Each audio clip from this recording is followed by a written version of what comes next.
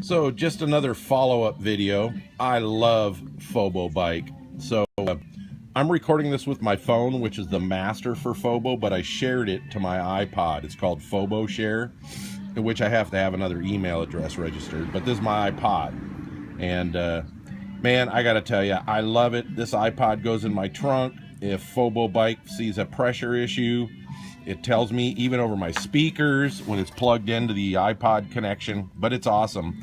And I'm just going to tell you why. I never now have to get on my hands and knees, get out a pressure gauge, unscrew the cap, put the pressure gauge on and all that to read my tire pressure. Before I ride, I just either open my trunk and look at my iPod, which is I've got hooked up this way right now for this video, and see what the pressure is. Or if I have my phone in my hand and I'm going to throw it in the trunk, I quickly just look at the pressure. So today I was in the house and all of a sudden the rear tire pressure, ding, ding, because it can read it in the house all the way from the garage. It's amazing. I'd say it's about maybe 75 feet through walls. Anyway, my phone started going ding, Darth rear tire pressure was down to 25. So bingo, there we go. So I came out to the garage, filled up my tire pressure. Actually, I need to adjust that one. It's a little bit higher than I want it to be versus the left tire. So I'll do that. Anyway, this is just a follow-up. I've had this system now for, God, I don't know how long, maybe 6 months. It is the best damn system, worth every penny, especially keeping me from getting on my knees, having to break out a pressure gauge. And by the way, I've got 3 pressure gauges. They all read differently. This thing's right on. I did find a pressure gauge that was highly accurate, and I checked it with a car tire place and what they were reading. But anyway, I digress there.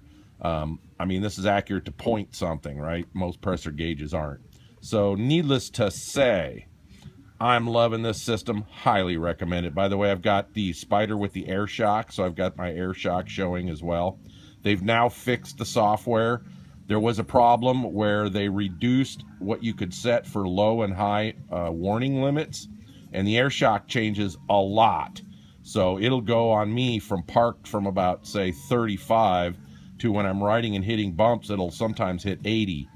And I couldn't set the range to not give me warnings, so it was giving me warnings. But an update they came out with about 3 weeks ago solved that, so I was able to put my air pressure shock.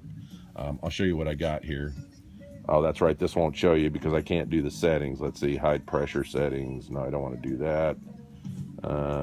Anyway, I can't show you on a share because a FOBO share won't allow you to change anything. It's only a share from the master device, which is the phone I'm recording on. Anyway, gotta love it. So I'm sorry, you know, I don't make any money from doing videos on FOBO. It's just, I think it's a great system.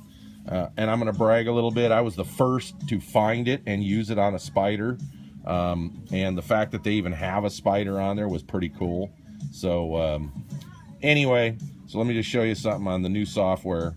So if I was to add a device, you can pick a Spider, reverse trike, and with air shock. So when you pick it, it'll ask you to set up everything, and you can set up the air shock. If you just pick the Spider, then the air shock doesn't show up. Oops, sorry. 2 handheld devices with 2 hands.